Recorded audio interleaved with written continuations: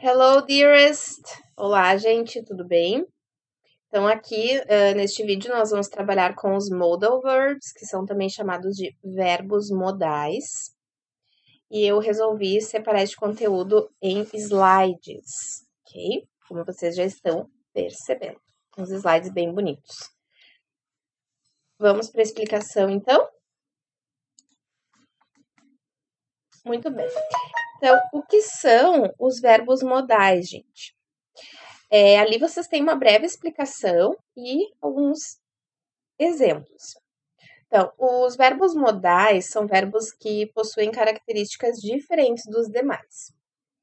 Eles complementam ou alteram o sentido do verbo principal.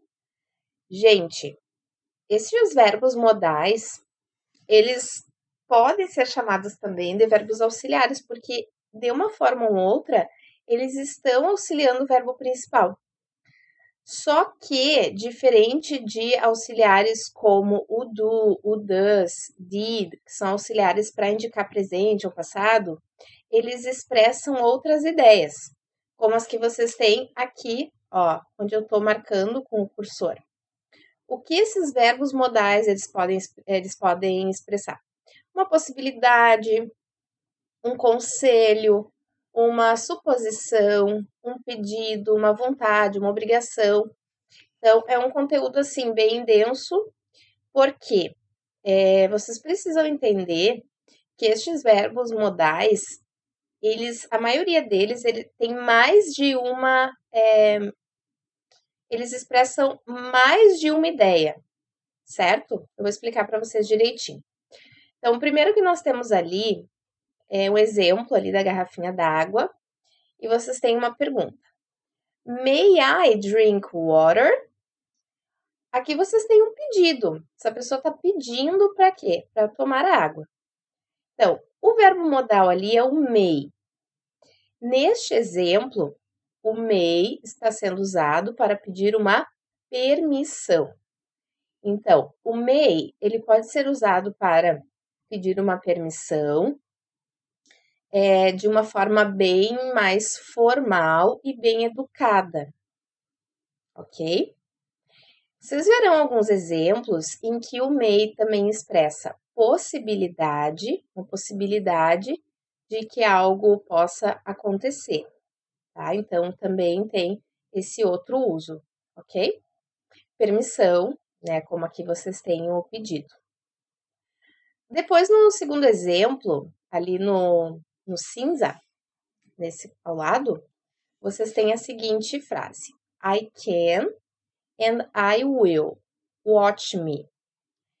Aqui vocês têm o verbo modal can. Quando eu digo assim, I can and I will, quer dizer o quê? Eu posso e eu vou. Watch me.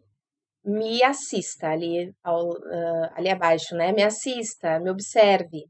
Então, eu posso e eu vou. Me observe. Seria, observe eu fazer isso, observe eu conseguir, né? Então, esse can, ali dentro deste contexto, ele expressa uma habilidade. Eu posso, eu consigo, então eu tenho essa habilidade. Ele também serve para pedir permissão de uma forma informal, mais informal, não quer dizer que não seja educada, mas é uma forma mais informal. E ele também pode servir para expressar uma possibilidade bem forte de que algo possa acontecer. Nós veremos mais exemplos adiante. Depois nós temos o próximo exemplo, que é uma lista. Ele está em forma de lista. E vocês têm o seguinte: 8 toxic people you should just get rid of. Então, 8 pessoas tóxicas que você deveria se manter afastado. Get rid of, aqui nós temos uma expressão.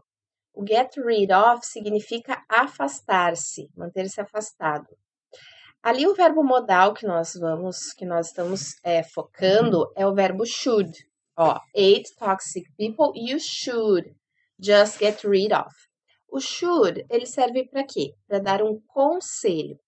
Um conselho a gente dá para ajudar a pessoa, na maioria das vezes, né? expressar nossa opinião sobre o que ela deveria fazer ou não.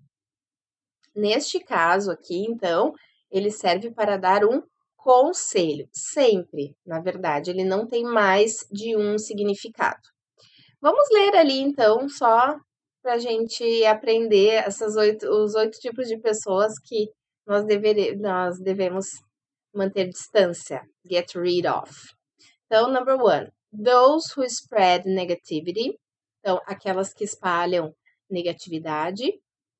Those who criticize you all the time, aquelas que te criticam o tempo todo. Those who waste your time, aquelas que te fazem perder tempo. Those who are jealous, aquelas que são invejosas, jealous. Those who play the victim, aquelas que se fazem de vítima. Those who don't care, aquelas que não se importam. Those who are self-centered, aquelas que são autocentradas. Those who keep disappointing you, aquelas que se mantêm, continuam desapontando você. Então, pessoas negativas, pessoas críticas, pessoas que te fazem perder tempo, invejosas, que se fazem de vítimas, que não se importam, que são autocentradas e que te desapontam. São as 8 toxic people you should just get rid of. Now, the next example. Próximo exemplo. It might take a year. It might take a day. But whatever is meant to be will always find its way. Então, pode, it might, talvez. Então, o might, ele expressa uma possibilidade. Também, além do may e além do can. It might take a year. Pode levar um ano. Pode levar um dia. Mas, ali vocês têm o but, que não é um verbo modal, é uma conjunção. Mas, whatevers, o que quer que seja, whatever é o que quer que seja, meant to be, o que quer que seja para ser, whatever is meant to be, will always find its way. Encontrará, will, achará, sempre o seu caminho. So, it might take a year, traz aqui uma possibility. It might take a day, but whatever is meant to be will always find its way. Aqui vocês têm uma espécie de provérbio. Mas em cima, outro exemplo. Without music, life would be a mistake. Então, sem música, a vida seria um erro. Aqui nós temos o would, without music, life would, que junto com o verbo be, que é ser, forma o seria. Então, sem música, a vida seria um erro. Traz aqui uma condição. Os principais são, então aqui eu trouxe os verbinhos, os modais listados com exemplos. May, tem uma tradução de pode ou poderia. É usado para expressar permissão ou possibilidade, como já explicado antes. It may rain tonight. Pode chover à noite. Há essa possibilidade. Might, mesma coisa. He might have lunch with us tomorrow. Ele pode vir almoçar conosco amanhã. Há essa possibilidade. Talvez ele venha. Só que aqui, no caso, o might, ele não serve para pedir uma permissão. Tá? Can, que é poder ou conseguir. O can também é utilizado para passar a ideia de possibilidade de permissão. Capacidade, também. Uma habilidade, o que eu sei fazer. E a principal diferença com o may é que este último, no caso o may, é usado para diálogos formais. No caso de quando a gente expressa, né, uma permissão, o may ele é mais formal que o can. Então, birds can fly. Aqui nós atribuímos a habilidade de voar aos pássaros. Então, eles podem voar, eles sabem voar, eles conseguem voar, eles têm essa habilidade.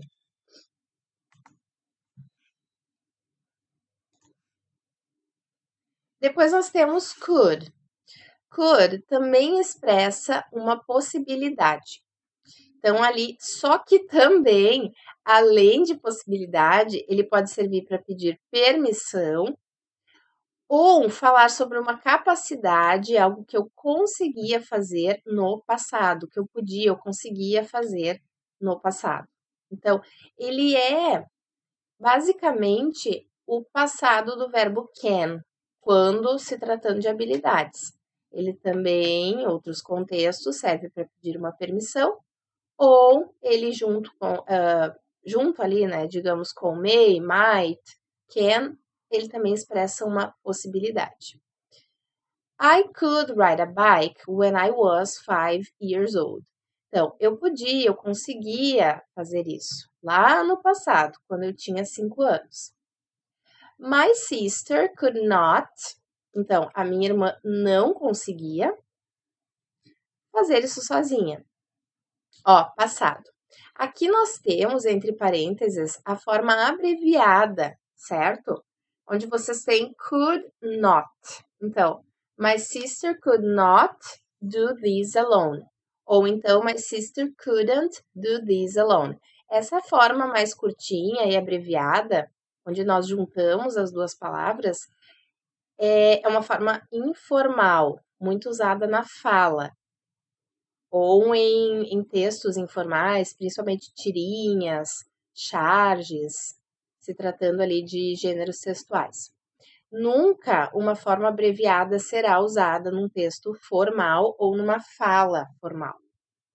Agora, o should, que é super fácil, ele sempre expressa um conselho. You should rest for a while. Would, ele expressa um desejo, algo que eu gostaria, que eu faria. Ele também serve para oferecer alguma coisa, se referir a situações irreais. Olha os exemplos. I would, ou I'd, na forma abreviada, love to live in Europe. Aqui eu estou expressando um desejo, uma vontade, certo? E aqui, esse próximo exemplo, eu estou usando o would para oferecer, no caso, wine. Wine é vinho. Então, would you like a glass of wine? It's Italian. Então, você gostaria de uma taça de vinho? É italiano. Estou usando o would para oferecer alguma coisa. Depois nós temos o must. O must, ele expressa uma opinião ou uma constatação. Ó, you must finish your work tomorrow. Você precisa, você deve. Eu tô dando uma opinião e é algo que a pessoa tem a obrigação de fazer. Ou eu vejo, por exemplo, eu tô olhando o caderno de alguém, né, de um filho, por exemplo. Vocês, a maioria acho que aqui não tem filhos, né, mas... então, eu tô expressando um... Eu vejo, por exemplo, o caderno do meu filho e aí eu vejo que ele precisa fazer as tarefas. Isso é uma constatação. E aí eu digo assim: You must finish your work tomorrow. Você precisa terminar seu trabalho amanhã. Will é o futuro. Então, I will travel next week. Quer dizer o quê? Que eu viajarei semana que vem. Ou eu vou viajar semana que vem. Depois nós temos o ought to, que ele exprime um conselho ou uma obrigação. Ele é bem, digamos, forte. Ele é mais forte que o must, é quando a pessoa realmente tem a obrigação de fazer algo. Helen ought to be more careful. Então, a Helen, ela tem que ser mais cuidadosa, ela deve ser. Há aqui, então, uma ideia de força, ok? E esses são, então, os verbos modais, certo? Aqui os exemplos para vocês darem mais uma estudada. E aqui eles estão todos listadinhos bonitinhos. Certo, pessoal? Então, um grande abraço para vocês e bons estudos!